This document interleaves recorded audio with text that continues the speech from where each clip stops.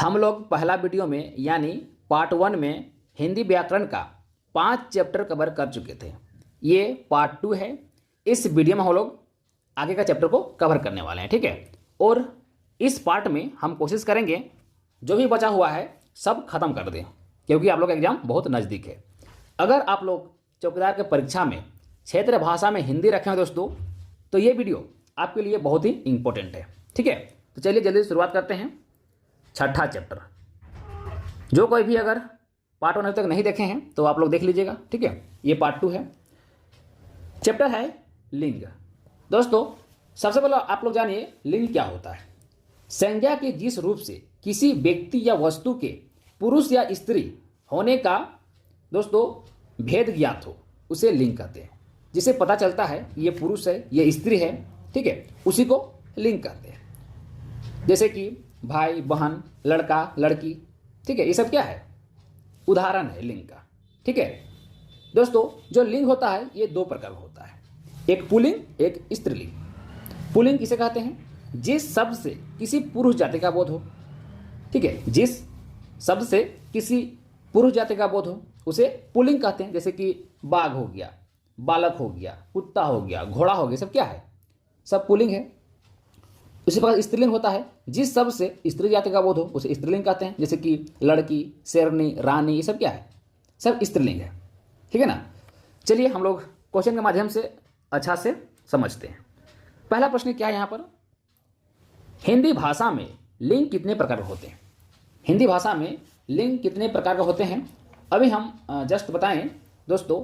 हिंदी भाषा में जो लिंग होता है ये 2 प्रकार होता है, ठीक है, एक स्त्रीलिंग एक पुल्लिंग, 2 प्रकार का। तो ऑप्शन नंबर बी वाला इस क्वेश्चन का राइट आंसर हो जाएगा। चलते हैं क्वेश्चन नंबर 2 में। अंग्रेजी, मराठी, गुजराती और संस्कृत में कौन कौन से लिंग होते हैं, कौन कौन से लिंग होते हैं को बताना है, ठीक है। अंग्रेजी, मराठी, गुजराती, संस्कृत में कौन कौन से लिंग होते हैं दोस्तों। देखिएगा पुल्लिंग, स्त्रीलिंग और नपुंसकलिंग सभी होता है, तो उपरोक्त सभी हो जाएगा। ऑप्शन नंबर डी इस क्वेश्चन का राइट आंसर हो जाएगा, ठीक है। चलो नेक्स्ट बढ़ते हैं। ज़्यादा हम डिफाइन नहीं करते हैं क्योंकि हमें काफ़ी चैप्टर कवर करना है ना। निम्न में से कौन पुल्लिंग शब्द है, निम्न में से कौन पुल्लिंग शब्द है, यहाँ में से पुल्लिंग शब्द कौन है। तो याद रखिएगा चावल ही पुल्लिंग है और नींबू पुल्लिंग है, तो कह सकते हैं ए बी दोनों है, ठीक है। लीची नहीं है ना, चावल नींबू हो जाएगा तो ए बी दोनों हो जाएगा। ऑप्शन नंबर सी इस क्वेश्चन का राइट आंसर हो जाएगा, ठीक है। चलो नेक्स्ट बढ़ते हैं। क्वेश्चन नंबर 4, निम्नोक्त तत्सम शब्दों में कौन सी स्त्रीलिंग है। निम्नोक्त तत्सम शब्दों में कौन स्त्रीलिंग है आपको बताना है। तो याद रखिएगा भाषा, विद्या, संध्या सब है, उपरोक्त सभी हो जाएगा। Option number D. निम्न में से कौन सा शब्द स्त्रीलिंग है, देखिए यहाँ में से कौन सा शब्द स्त्रीलिंग है दोस्तों। देखिएगा आयु भी स्त्रीलिंग है, गरिमा भी स्त्रीलिंग है, जाति भी स्त्रीलिंग आता है, ठीक है, तो उपरोक्त सभी हो जाएगा। स्त्रीलिंग चैप्टर दोस्तों काफ़ी हार्ड होता है, इसमें आपको कई चीज़ याद रखना पड़ता है। देखिए आयु, आयु क्या है, आयु किसको बोलते हैं, ठीक है। गरिमा, जाति, इस सब आपको देखने से आपको सुनने से आपको नहीं लगेगा कि कौन सा जाति में आता होगा, सॉरी कौन से लिंग में आता होगा, ये स्त्रीलिंग है पुल्लिंग है। तो इस हिसाब सारे वर्ड को आपको याद रखना पड़ेगा कि हाँ ये स्त्रीलिंग है ये पुल्लिंग है, इस पर आपको याद करना पड़ेगा। तो काफ़ी थोड़ा हार्ड होता है लिंग चैप्टर, है ना। निम्न में से कौन सा शब्द स्त्रीलिंग है, कौन सा शब्द स्त्रीलिंग का बताना है दोस्तों।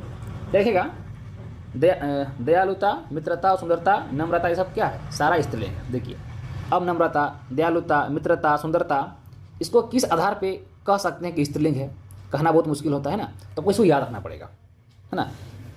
कुछ है ऐसा पकड़ने ट्रिक, छोटा छोटा कुछ ट्रिक है ऐसा, लेकिन आपको उसको भी याद रखना पड़ेगा, तभी अब थोड़ा बहुत कुछ पकड़ सकते हैं, है ना। ऐसा है कुछ रूल्स जो हम इस वीडियो में नहीं बता सकते हैं दोस्तों, क्योंकि वीडियो लंबा हो जाएगा फिर ऐसा में, है ना। निम्न में से कौन शब्द स्त्रीलिंग है, निम्न में से कौन शब्द स्त्रीलिंग, यहाँ में से स्त्रीलिंग कौन सा है दोस्तों। यहाँ में से जो रोटी है दोस्तों ये स्त्रीलिंग है, ठीक है। बाकी सारा इसमें मोती हो गया, घी, पानी, सब क्या है दोस्तों, स्त्रीलिंग नहीं है, पुल्लिंग है ना।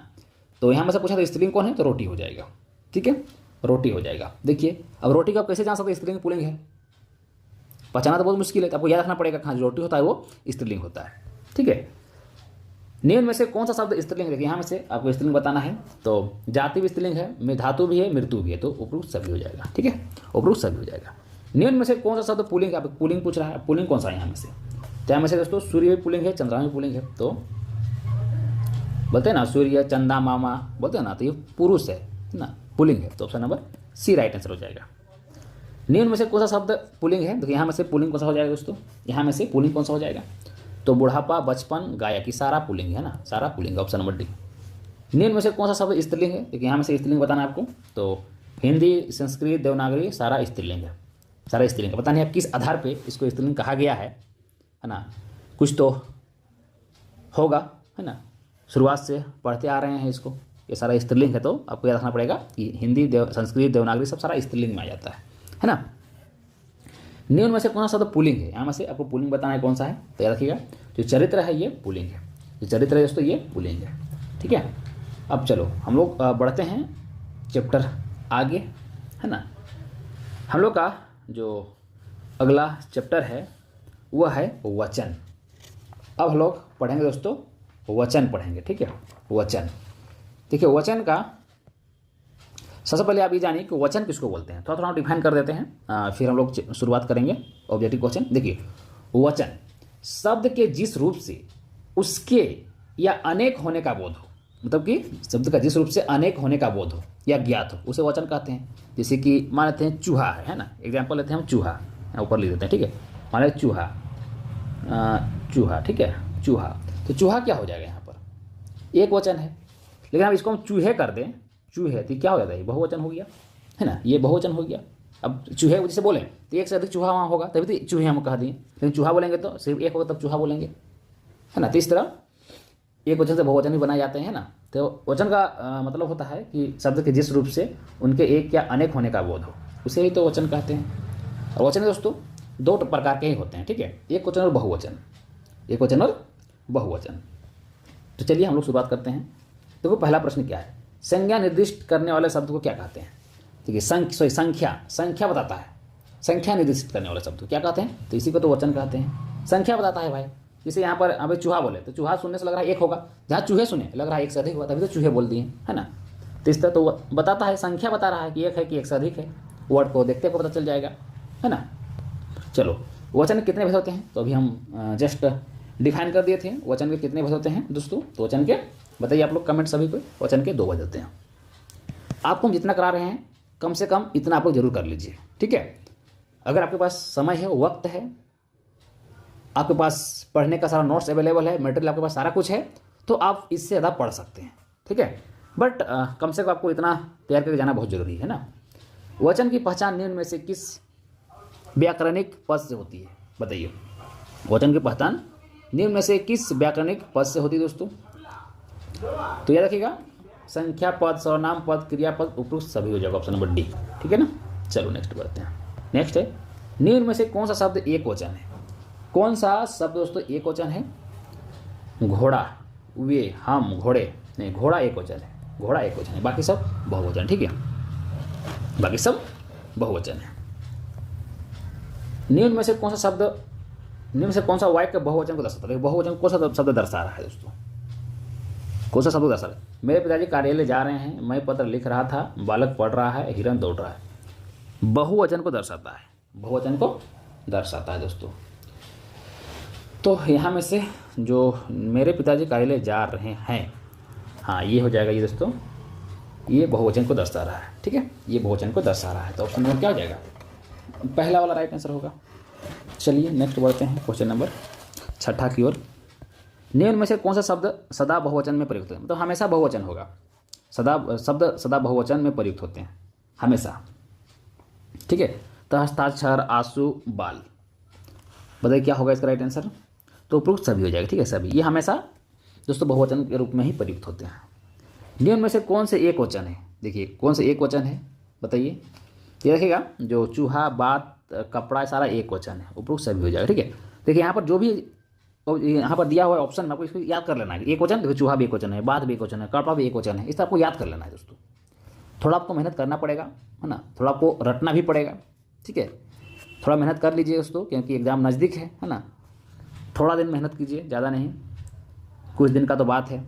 अब अच्छा से तैयारी कीजिए, है ना। शब्द के जिस रूप से एकत्व एवं अनेकत्व का बोध हो उसे कहते हैं, मतलब एक या एक से अनेक का बोध उसे क्या कहा जाता है दोस्तों? तो उसी को तो दोस्तों कहा जाता है वचन, है ना, वचन। निम्नलिखित में से कौन सा शब्द सदा बहुवचन में होते हैं? हमेशा बहुवचन में ही प्रयुक्त होगा। तो वह दोस्तों यहाँ पे शिशु भक्ति प्राण पुस्तक दिया हुआ है ना, तो प्राण हो जाएगा, प्राण। प्राण हमेशा बहुवचन होता है ना। निम्नलिखित किस वाक्य में वचन का सही प्रयोग हुआ है? वचन का सही प्रयोग हुआ है मेरे होश उड़ गए, मेरे होश उड़ गई, मेरे होश उड़ गए, मेरे होश उड़ गया। सही वचन का सही प्रयोग है मेरे होश उड़ गए। हाँ, ये वाला हो जाएगा, ठीक है, मेरे होश उड़ गए, ऑप्शन नंबर सी। निम्न में से किस शब्दों का एक वचन और बहुवचन सदैव एक ही समान होते हैं? एक वचन और बहुवचन सदैव एक ही समान होते हैं, बताओ। देखिए चाचा, पिता, योद्धा, नाना, ये सब उपरोक्त सभी हो जाएगा, ठीक है। एक वचन और बहुवचन सदैव एक ही समान प्रयोग होते हैं, ठीक है। चलो, अध्यापिका का बहुवचन है, अध्यापिका का बहुवचन क्या हो जाएगा बताओ? अध्यापिका का बहुवचन क्या हो जाएगा? जल्दी जल्दी कमेंट करो, बहुत ही आसान है ना, और वीवीआई भी है दोस्तों, वेरी वेरी इंपॉर्टेंट है ये, ठीक है। अध्यापिका का बहुवचन क्या हो जाएगा? तो अध्यापिकाएं हो जाएगा, सबको पता होगा ना। चिड़िया शब्द का बहुवचन क्या होगा? चिड़िया, चिड़िया, चिड़िया, चिड़िया, बताइए बताइए। तो चिड़िया का बस खाली यहाँ पर एक चंद्र बिंदु लग जाएगा, ठीक है। तो ये बहुवचन होगा, ठीक है, चिड़िया। ऑप्शन नंबर पहला इस क्वेश्चन का राइट आंसर हो जाएगा, ठीक है ना। चलो, हम लोग का कंप्लीट हो गया वचन। अब हम लोग चलते हैं कारक, है ना, हम लोग चलते हैं कारक। कारक, ये है कारक। सबसे पहले आप लोग थोड़ा सा जान लीजिए कारक क्या होता है। जो शब्द वाक्य में क्रिया या संज्ञा या सर्वनाम शब्दों के साथ संबंध बनाए उसे कारक कहते हैं, है ना। जो शब्द वाक्य में क्रिया का संज्ञा या सर्वनाम शब्दों के साथ संबंध बनाए उसे कारक कहा जाता है दोस्तों, ठीक है। आप सुने होंगे कर्ता ने कर्म को करण से, संप्रदान के लिए अपादान से, संबंध काके की अधिकरण में पर संबोधन, है ना। तो इस तरह का होता है। पहचानने का तरीका एक चिन्हित होता है व्यक्ति की, कर्ता ने, जहाँ थोड़ा ने आया तो वो कर्ता वाला आ जाएगा ना, इस तरह का कर्ता कारक हो जाएगा। टोटल कारक कितने टाइप्स के होते हैं? तो कर्ता 8 प्रकार के होते हैं। तो इसका पकड़ने का तरीका है कि कर्ता ने, जहाँ ने दिखा तो कर्ता कारक आ जाएगा, कर्म को यहाँ को दिखा तो कर्म कारक आ जाएगा। इस तरह पकड़ने का ही तरीका है ना। इसमें ये पकड़ने का तरीका है। चलिए, हम लोग यहाँ पर थ्योरी नहीं पढ़ रहे हैं, हम लोग ऑब्जेक्टिव प्रश्न कर रहे हैं। बाकी जो लोग को थ्योरी पढ़ना है वो आप लोग मेरे से कोर्स ले ही लिए होंगे अभी तक, और अभी तक अगर नहीं लिए हमसे कोर्स, है ना, तो कोर्स ले लीजिए, क्योंकि एक सामने वहाँ पर आपको सब कुछ मिलने वाला है, ठीक है। वहाँ पर आप लोग 100-150 रुपये मत देखिए अभी। जब एग्ज़ाम खराब चला जाएगा, आपका सिलेक्शन 1 से 2 नंबर से जब नहीं होगा, तो आपको पता चलेगा आपको कि क्या मैंने गलती किया उस समय, है ना। तो आप लोग अभी जरूर ले लीजिएगा, ठीक है। वीडियो के नीचे डिस्क्रिप्शन में ऐप का लिंक डाला हुआ है, वहाँ से ऐप को डाउनलोड कीजिए, या तो प्ले स्टोर जाइए और सर्च कीजिए सुधीर क्रिएटिव क्लासेस, और दोस्तों कोर्स को परचेज कर लीजिए, ठीक है। चलो शुरुआत करते हैं कारक को। आप लोग सबके समझ गए होंगे। देखिए, निम्न में से कारक का क्या कार्य है दोस्तों? निम्न में से कारक का क्या कार्य है बताइए? कारक का क्या कार्य है? देखिएगा, यह वाक्य में क्रिया का संज्ञा सर्वनाम के साथ संबंध बनाता है। अभी हम बताए थे, अभी हम जैसे बताए थे कारक किसको कहते हैं, उसमें बताए थे, है ना। यह वाक्य में क्रिया का संज्ञा सर्वनाम के साथ संबंध बताता है या बनाता है, ऑप्शन नंबर ए, है ना। हिंदी व्याकरण में कारक कितने होते हैं दोस्तों? तो अभी भी इसको भी मैं बता दिया था, 8 कारक होते हैं, है ना, 8 कारक होता है, ठीक है। निम्न में से कौन सा कथन सत्य है दोस्तों? कौन सा कथन सत्य है आपको बताना है। यहाँ पर 4 ऑप्शन दिया हुआ है।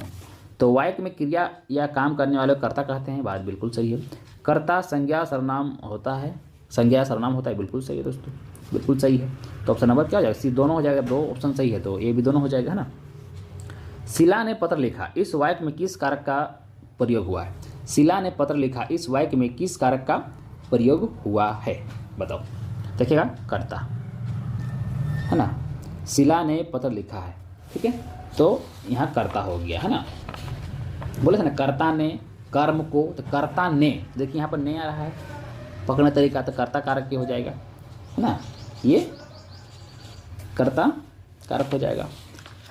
तो जो कोई भी नोट्स लेके पढ़े होंगे उनको तो सब कुछ पता होगा, सारा कुछ नोट्स में डाला हुआ है ना। माँ बच्चे को दूध पिलाती है, इस वाक्य में प्रयुक्त कारक है माँ बच्चे को दूध पिलाती है दोस्तों। तो क्या हो जाएगा ये बताओ, कर्म कारक हो जाएगा ना। देखिए कर्ता ने, देखिए कर्ता ने कर्म को, देखिए कर्ता ने, ठीक है, कर्म को, देखिए कर्ता जहाँ ने आ गया दोस्तों, मतलब ये कर्ता कारक, यहाँ ने आया था ना, कर्ता कारक हो गया। अब देखिए कर्म को आ गया, देखिए यहाँ पर को आया है बीच में, देख रहे हैं, तो कर्म कारक हो जाएगा। कर्ता ने कर्म को, है ना, याद रखना है। करण से, अगर कहीं से आ गया तो करण कारक हो जाएगा, है ना। के लिए आ गया तो संप्रदान कारक हो जाएगा। समझ रहे हैं ना, इस तरह को पकड़ने का तरीका है। निम्न में से कौन सा करण कारक का विभक्ति चिन्ह है? देखिए करण कारक पूछ दिया, तो अभी जस्ट बताएं हम, से के साथ जाता है ना, से के साथ जाएगा ये। तो देखिए क्या हो जाएगा इसका राइट आंसर, से और के द्वारा, हाँ दोनों हो जाएगा, से और के दोनों, है ना, ए बी सी दोनों हो जाएगा ना। पता है ना, कर्ता ने कर्म को करण से, है ना, करण से, तो ये क्या हो जाएगा, से आ जाएगा, से आ रहा है। देखिए यहाँ पर से पूछा है, कौन से करण कारक है, देखिए यहाँ पर, देखिए यहाँ पर से दिया हुआ है, करण के द्वारा भी, ये दोनों आ जाएगा ना, ऑप्शन नंबर सी। राम ने रावण को मारा, इस वाक्य में कर्म है, राम ने रावण को मारा, तो क्या हो जाएगा, राम ने रावण को मारा, इस वाक्य में कर्म कौन है? तो कर्म यहाँ पर दोस्तों रावण है, ठीक है, कौन है यहाँ पर, रावण है, तो option number B right answer हो जाएगा, ठीक है। मोहन कलम से पत्र लिखता है, इस वाक्य में प्रयुक्त कारक है, मोहन कलम से पत्र लिखता है, तो करण हो जाएगा, है ना। अभी जस्ट देखे ना हम लोग, करण से, देखे ना, करण से, देखिए यहाँ से आ रहा है, देखिए से आ रहा है यहाँ पर, तो करण वाला हो जाएगा, है ना, तो करण इसका राइट आंसर हो जाएगा। पिताजी पुत्र के लिए साइकिल लाएं, इस वाक्य में प्रयुक्त हुआ है, पुत्र के लिए, देखिए के लिए यहाँ पर आ रहा है, के लिए किसका प्रयुक्त होता है जी, के लिए बताओ, के लिए संप्रदान हो जाएगा ना, के लिए संप्रदान कारक, ये रखेगा, यहाँ पे लिख देता हूँ, है ना, यहाँ पर मैं लिख देता हूँ संप्रदान कारक में क्या जाएगा, के लिए, जहाँ के लिए रहेगा ना, के लिए, तो संप्रदान कारक के अंदर आ जाएगा, ठीक है, इसको याद रखिएगा। पेड़ से पत्ते गिरे, देखिए पेड़ से पत्ते गिरे, पेड़ से पत्ते गिरे, क्या हो जाएगा, अपादान हो जाएगा, अपादान, पेड़ से पत्ते गिरे अपादान कारक आ जाएगा, है ना। और एक निम्न में से किस कारक का विभक्ति चिन्ह वाक्य में प्रयुक्त किए पूर्व लगते हैं? देखिएगा, संबोधन है, रे, ये सब हो जाएगा, ठीक है, संबोधन है, अरे, ये सब इसका राइट आंसर हो जाएगा, तो ऑप्शन नंबर सी वाला राइट आंसर हो जाएगा, ठीक है। थोड़ा सा अगर आप लोग नोट्स को पढ़ लेते हैं, है ना, तो काफ़ी आसान होगा आपको क्वेश्चन बनाने में, काफ़ी आसान दोस्तों। यहाँ पर मैं डिफाइन भी नहीं कर पा रहा हूँ, क्योंकि दोस्तों थोड़ा लंबा होता है, डिफाइन करेंगे तो, है ना, काफ़ी चीज़ डिफाइन करना होगा मेरे को, एक चीज़ डिफाइन करना समझ में नहीं आएगा।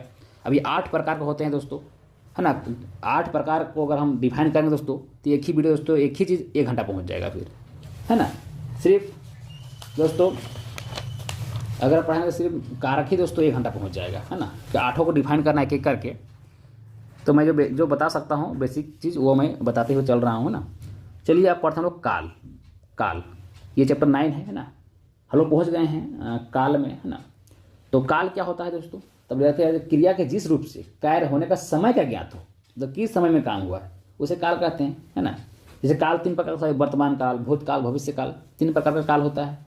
वर्तमान काल शो बोलते हैं, जो अभी प्रेजेंट में हो रहा है, जैसे कि मैं लिखता हूँ, मैं खाता हूँ, मैं पढ़ा रहा हूँ अभी, तो ये सब क्या है, सब प्रेजेंट टाइम में हो रहा है ना, तो क्या हो जाएगा, वर्तमान काल हो जाएगा। और भूतकाल को बोलते हैं जो कार्य समाप्त हो चुका है, जैसे कि हम बोले वो चला गया, तो काम संपूर्ण हो गया, चला गया, भूतकाल। वो पढ़ रहा था, हम पढ़ा रहे थे, थे, थी, जितना भी आएगा सारा ये भूतकाल में आ जाएगा। और भविष्य काल क्या होगा, जैसे कि भविष्य में आप चौकीदार बनोगे, चौकीदार होता है जैसे।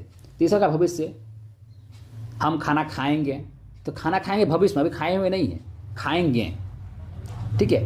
हम करंट अफेयर पढ़ाएंगे, अभी पढ़ाए नहीं, आपको पढ़ाएंगे, तो जो भविष्य में होगा वो भविष्य काल में आ जाएगा। तो काल समय बताता है कि कौन सा काम किस समय में हुआ है, और काल 3 प्रकार के होते हैं, ठीक है। अब चलो हम लोग शुरुआत करते हैं ऑब्जेक्टिव क्वेश्चन। क्रिया के जिस रूप से कार्य होने के अथवा करने का समय ज्ञात हो उसे कहते हैं। देखिए क्रिया के जिस रूप में कार्य होने का अथवा उसे करने का समय ज्ञात हो, तो उसी को तो काल कहते हैं, तो ऑप्शन नंबर बी हो जाएगा। ठीक, कितना सिंपल है। काल के मूल प्रकार निम्न में से कौन है? काल के मूल प्रकार निम्न में से कौन है, बताइए। तो अभी बताएं कि वर्तमान काल, भूतकाल, भविष्य काल, तो सब सारा काल के ही प्रकार है। काल 3 ही टाइप के होते हैं।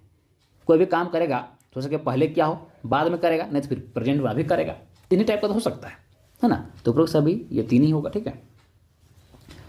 कल वर्षा हुई थी, इस वाक्य में क्रिया किसका? कल वर्षा हुई थी, यानी दोस्तों जो कल जो वर्षा हुई थी वो क्या हुआ, वो खत्म हो गया, मतलब भूतकाल में चला जाएगा वो, मतलब खत्म हो चुका है, तो ये भूतकाल हो जाएगा। कल वर्षा हुई थी तो काम खत्म हो चुका है, कल वर्षा हो चुकी है ना। चुका है, चुकी है, हुई थी, था, थी, थे, सब इतना ऐसा भूतकाल में चला जाएगा, ठीक है। वह पत्र लिख रहा है, देखिए इस वाक्य में किसका क्रिया का संबंध काल है? पत्र लिख रहा है, देखिए लिख रहा है, समझ रहे हैं, मैंने अभी प्रेजेंट टाइम में हो रहा है, वर्तमान में हो रहा है, लिख रहा है, कंप्लीट तो नहीं हुआ है, लिखते हैं, अभी लिख रहा है प्रेजेंट टाइम, तो वर्तमान काल हो जाएगा ये वाला चीज़, है ना। इस तरह को पकड़ना है, बहुत ही आसान होता है पकड़ना। वह कल विद्यालय नहीं जाएगा, इस वाक्य में क्रिया किस काल में हो रही है? वह कल स्कूल नहीं जाएगा, कल का बारे में बात हो रहा है, इन्हें भविष्य के बारे में बात हो रहा है कि कल नहीं जाएगा, तो क्या हो जाएगा ये बताओ, सभी कमेंट में बताओ। भविष्य काल हो जाएगा, कल का बात हो रहा है ना जी, अभी कल आया हुआ नहीं है, अभी कल आएगा, है ना। तो कल स्कूल नहीं जाएगा तो भविष्य में आ जाएगा। प्रधानमंत्री जी ने भाषण दिया, इस वाक्य में क्रिया किस काल में होता है? प्रधानमंत्री ने भाषण दिया मतलब खत्म हो गया, दे दिया भाषण दे दिया, तो समय ने भूतकाल हो जाएगा, भूतकाल के अंदर ही आएगा। लेकिन भूतकाल के भी कुछ और भी टाइप्स होते हैं, छोटे छोटे टाइप्स, हाँ, जिसको डीप पढ़ोगे तो पता चलेगा। बट आपको इतना डीप से क्वेश्चन नहीं पूछेगा कि भूतकाल में भी और भी टाइप होता है, वहाँ से प्रश्न आई थिंक आपके एग्जाम में नहीं बनना चाहिए, इतना डीप, है ना। लेकिन कुछ प्रश्नों का यहाँ पर हम सेलेक्ट कर दिए हैं। सड़क बनाने का काम चल रहा है, इस वाक्य में किस क्रिया काल का सूचक है? देखिए सड़क बनाने का काम चल रहा है, तो हम लोग जानेंगे प्रेजेंट में आएगा, ये वर्तमान में आएगा, ये हमें पता है, लेकिन वर्तमान में भी कुछ टाइप्स कर दिए गए हैं, है ना।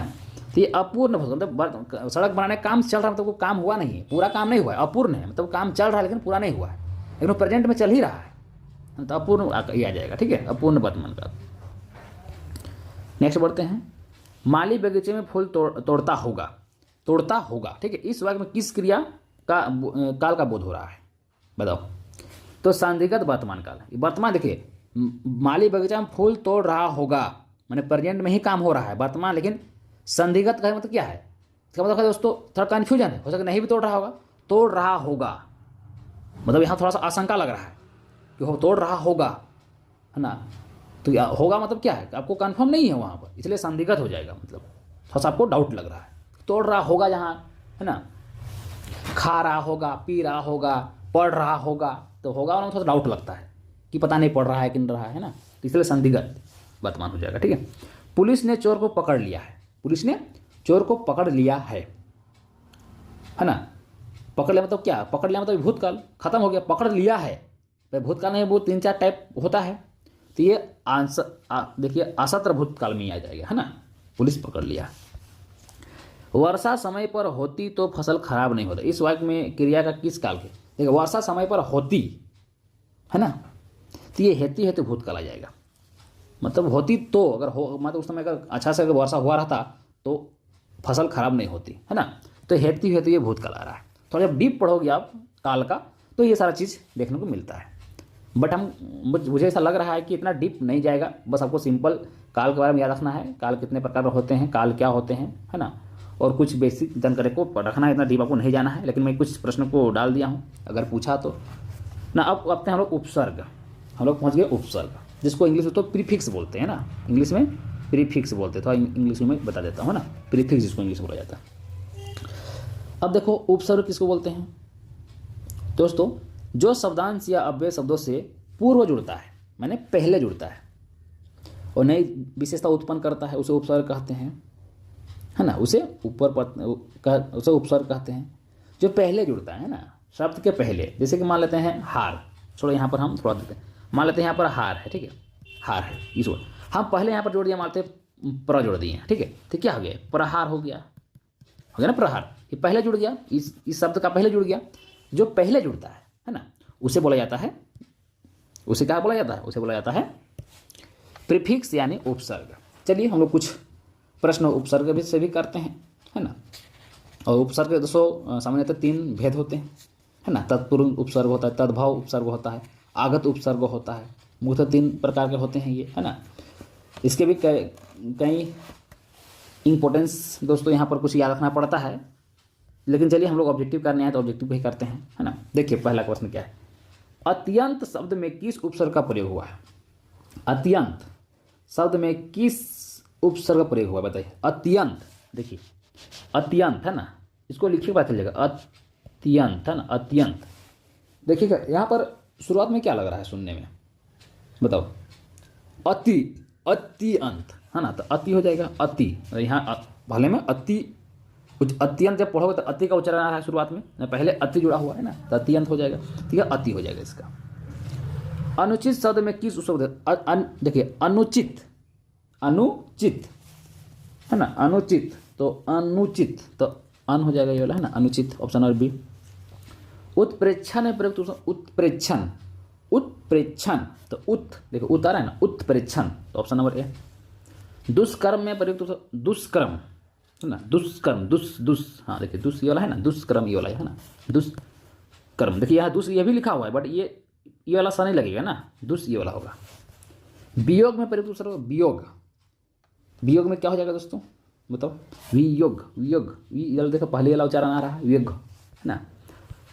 संपूर्ण में प्रयुक्त उपसर्ग है संपूर्ण, संपूर्ण, सम सम सम, हाँ संपूर्ण, देखो ऑप्शन नंबर बी दिया हुआ है। ठीक है, कितना आसान है।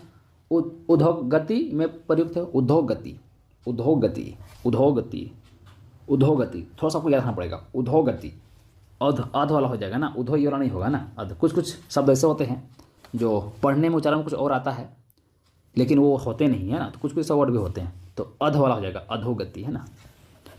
तिरस्कार में प्रयुक्त उपसर्ग है तिरस्कार, तिरस्कार, तिरस्कार, तिरस, ऑप्शन नंबर सी। ठीक है। अलंकार में प्रयुक्त उपसर्ग अलंकार, अलंकार, अलंकार, तो अलम हो जाएगा ना, अलम, अल वाला नहीं होगा। ठीक है, अलम वाला हो जाएगा, इसको थोड़ा सा याद रखना पड़ेगा कुछ कुछ वर्ड।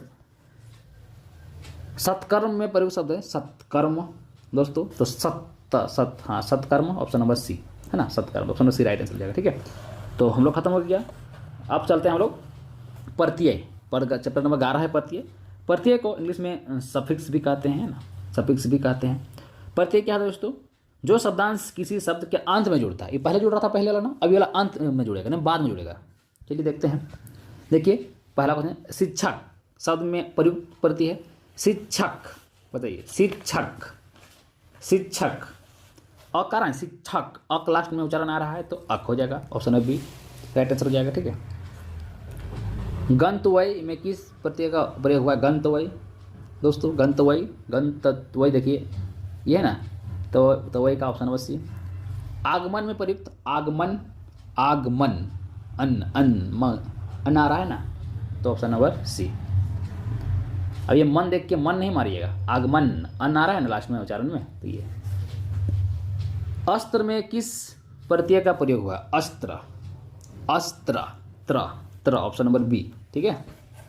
अड़ियल शब्द में प्रयुक्त प्रत्यय है अड़ियल, अड़ियल, यल, यल, है ना, ऑप्शन नंबर ए।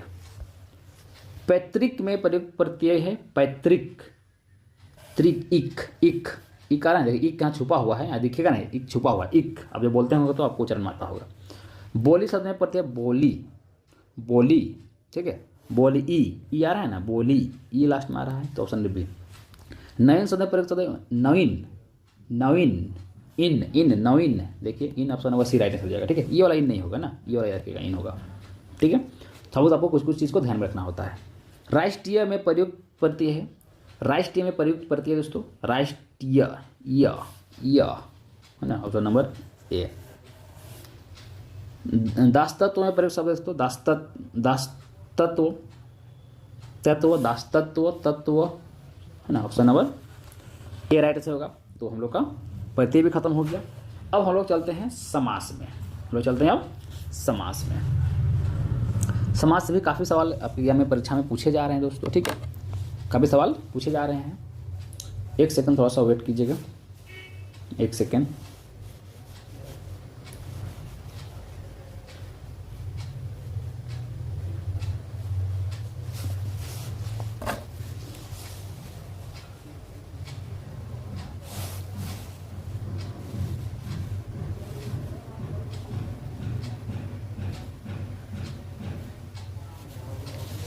चलिए शुरुआत करते हैं।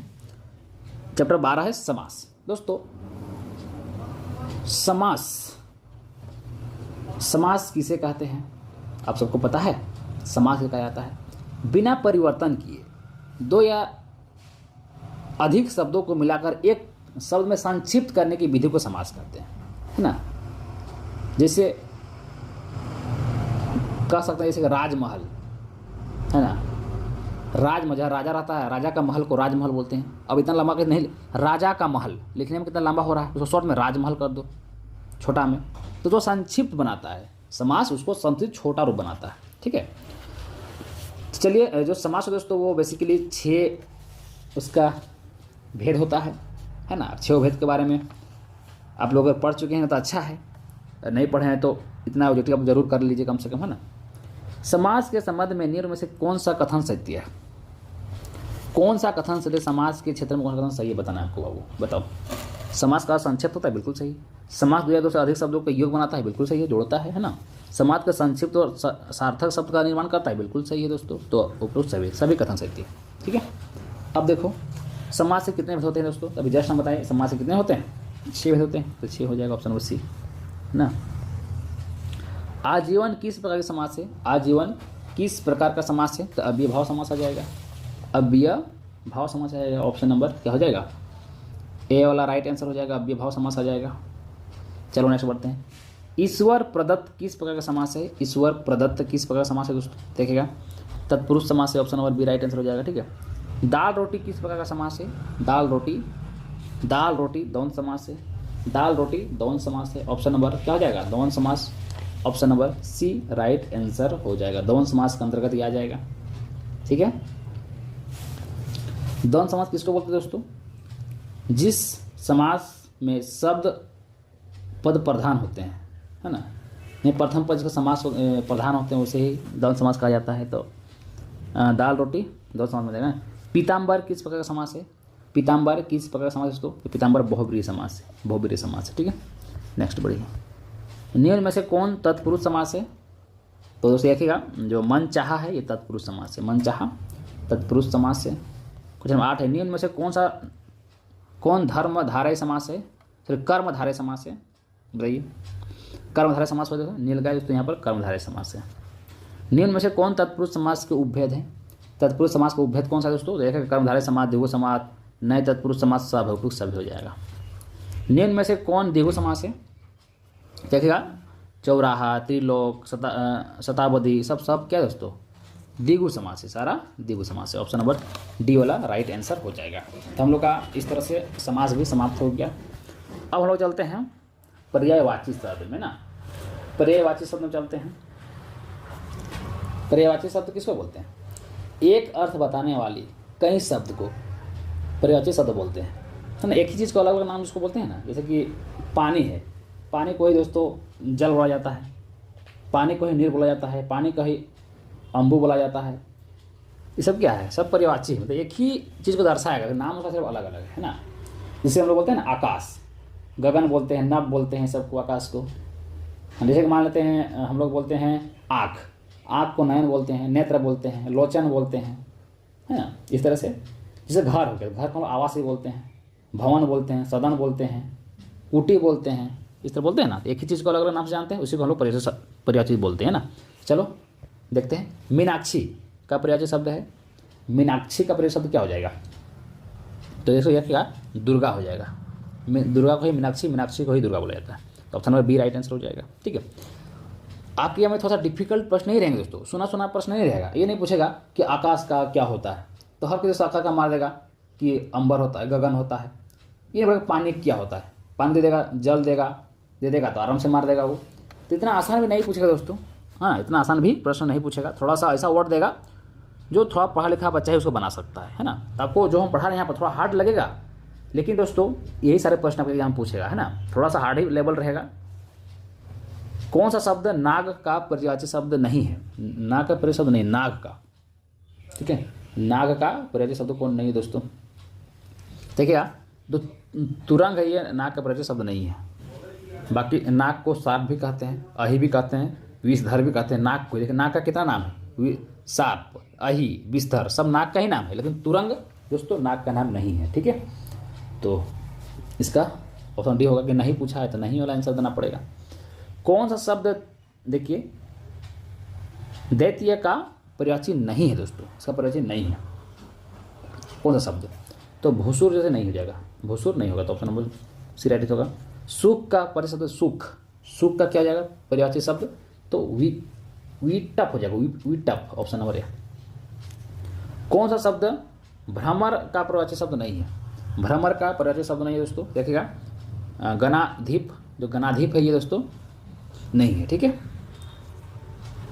हरिनय गर्भ का पर्यायवाची शब्द नहीं है दोस्तों, हरिनय गर्भ का पर्यायवाची शब्द नहीं है, तो याद रखिएगा जो ब्रह्मा ये नहीं है। ठीक है, option number B right answer हो जाएगा।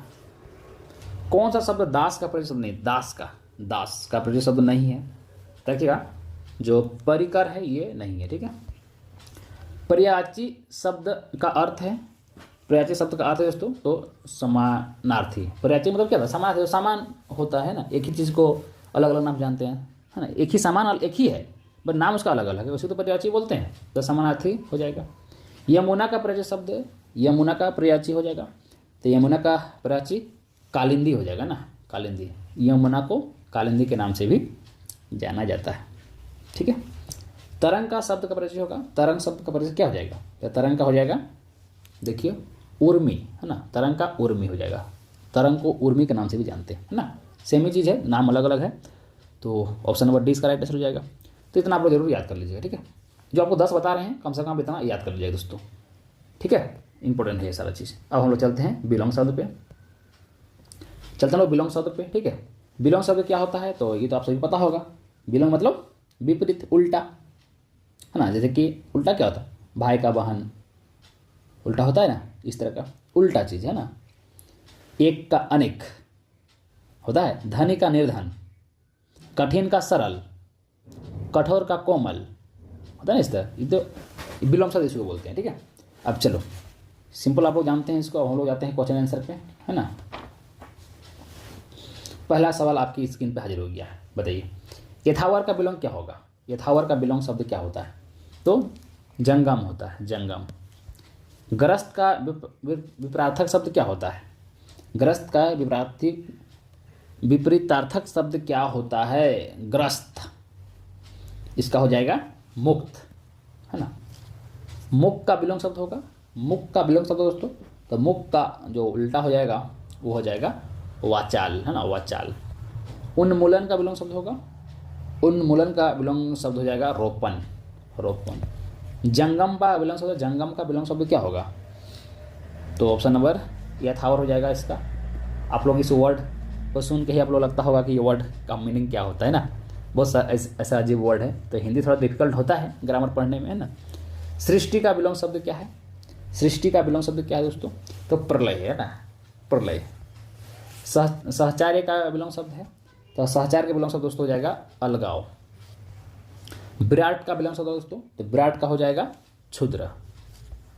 अज्ञा का बिलोंग शब्द दोस्तों, तो अज्ञा का बिलोंग शब्द हो जाएगा विज्ञा, विज्ञा। गौरव का बिलोंग शब्द होगा दोस्तों, तो गौरव का बिलोंग शब्द होने वाला है लाघव, है ना। गौरव का बिलोंग शब्द है, गौरव का बिलोंग शब्द दोस्तों लाघव, है ना। अच्छा सेम दे दिया है ना, कोई बात नहीं।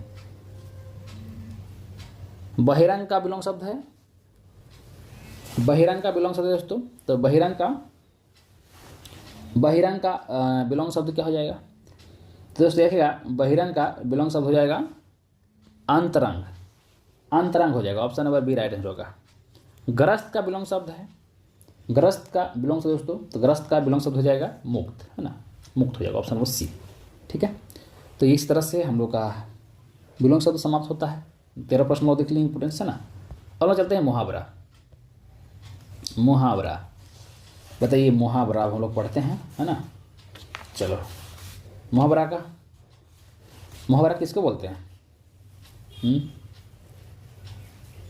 आप लोग सभी को पता होगा मुहावरा, बहुत मुहावरा सुने होंगे, है ना, मुहावरा बहुत सुने होंगे। आँख का काटा होना यानी दुश्मन हो जाना, है ना, बोलते ना, आँख का काटा होना दुश्मन हो जाना। लोहे के चने चबाना मतलब अति कठिन कार्य करना, है ना। कान पर जू तक ना रेंगना, मतलब जरा सा भी ध्यान नहीं है ना, इस तरह। तो चलो हम लोग यहाँ शुरुआत करते हैं। नीचे दिए गए बोल्ड अक्षर को मुहावरा है, बोल्ड अक्षर वाला मुहावरा है, उसके अर्थ दिए गए हैं। तो विकल्प आपको चयन करके बताना है। 4 ऑप्शन भी नीचे दिया गया है ना। चलो पहला क्वेश्चन देखो क्या है।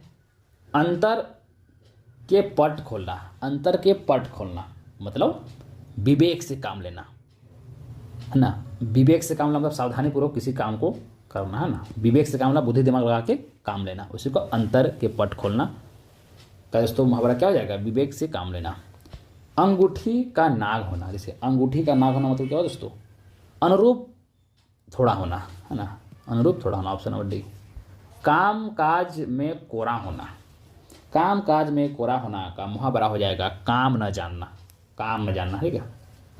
जुबान पर लगाम ना होना, हम नहीं बोलते हैं जुबान पर लगाम दो, मतलब कि अनावश्यक रूप से अष्टवादी होना, मतलब अनावश्यक रूप से जो मन से बोल देगा, उसे ना बोलते जुबान पर लगाम रखो, अनावश्यक मैंने बिना काम का कुछ भी चीज़ बोल देगा, है ना।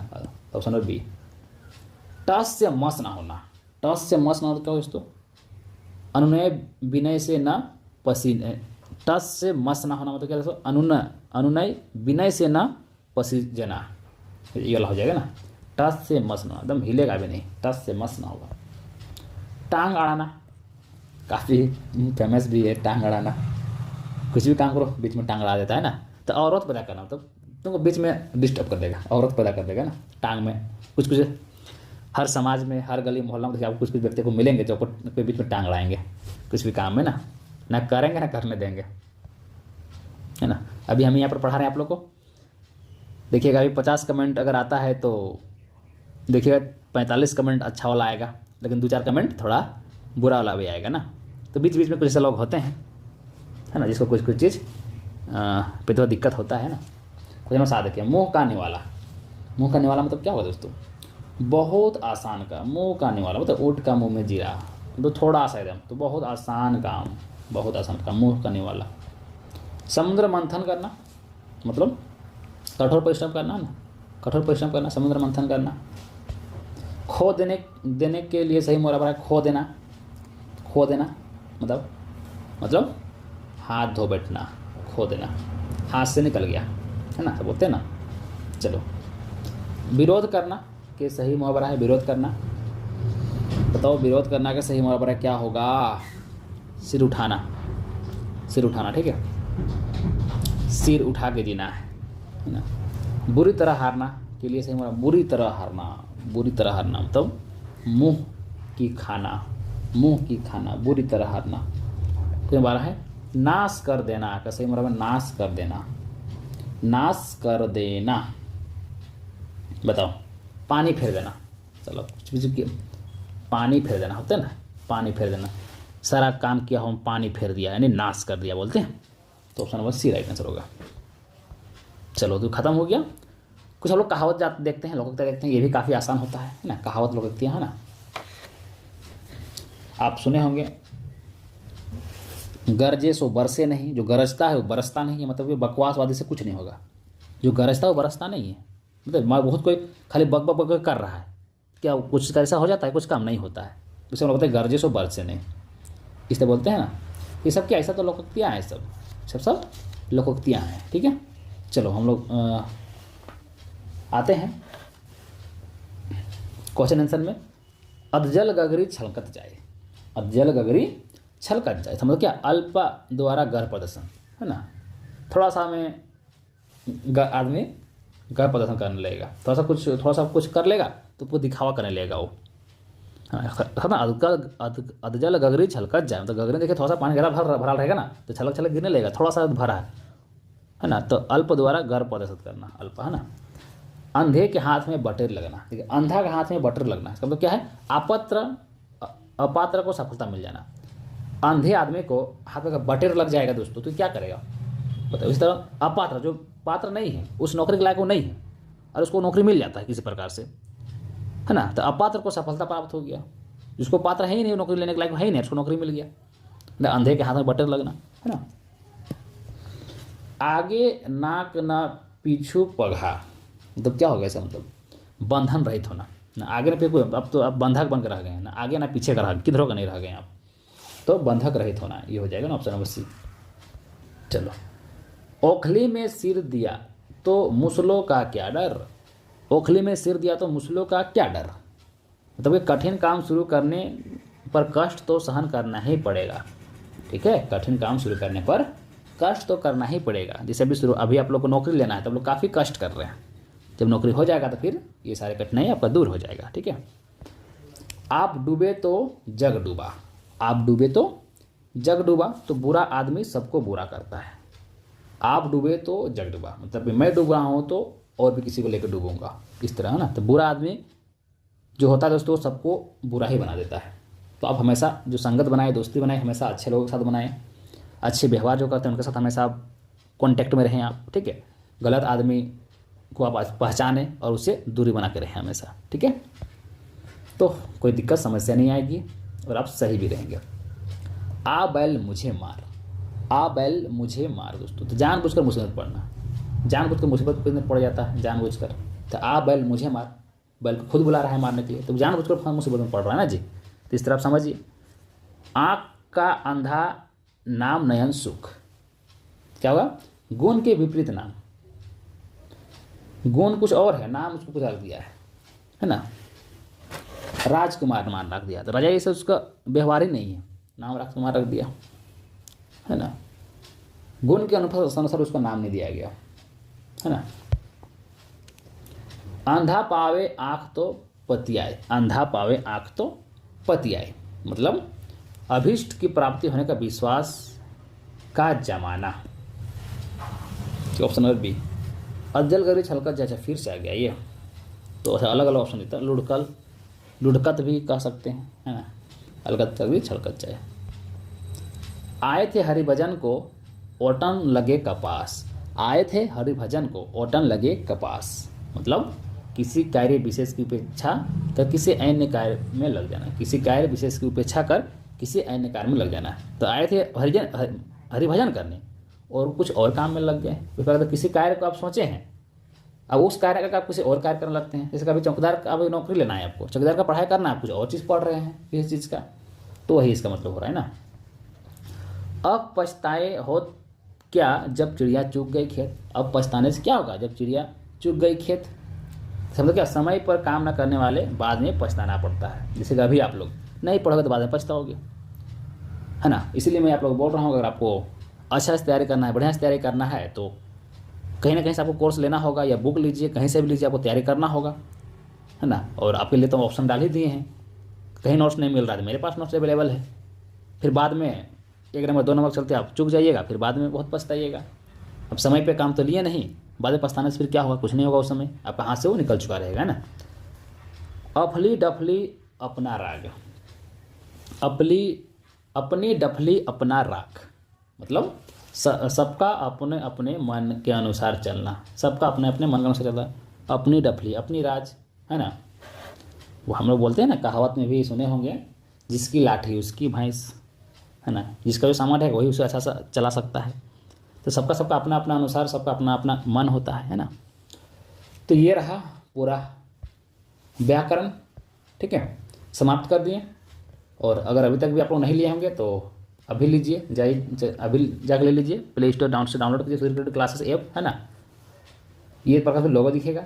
कुछ अधिक संपर्क, अधिक जानकारी के लिए आप इस नंबर पर कॉल भी कर सकते हैं ना। 1 घंटा लगातार क्लास लेना दोस्तों बहुत मुश्किल होता है ना, बहुत मुश्किल होता है, क्योंकि लाइव क्लास तो ये है नहीं, रिकॉर्डेड क्लास है। रिकॉर्डेड क्लास में सिर्फ हमें बोलते रहना पड़ता है ना। और लाइव क्लास में क्या होता है, हम बोलेंगे, फिर आपका रिप्लाई देखेंगे, फिर जवाब देंगे, फिर अगला क्वेश्चन जाएंगे, तो उसमें कोई दिक्कत उतना नहीं होता है लाइव क्लास में। बट रिकॉर्डेड क्लास में क्या होता है, हमको अकेले बोलते रहना पड़ता है ना। तो चलिए, आप लोग डिमांड काफ़ी किए थे, इसलिए हम आपका डिमांड को पूरा कर दिए है ना। तो इस प्रकार से पूरा व्याकरण होता है समाप्त। अब चलिए मिलते हैं नेक्स्ट वीडियो में, तब तक के लिए थैंक यू।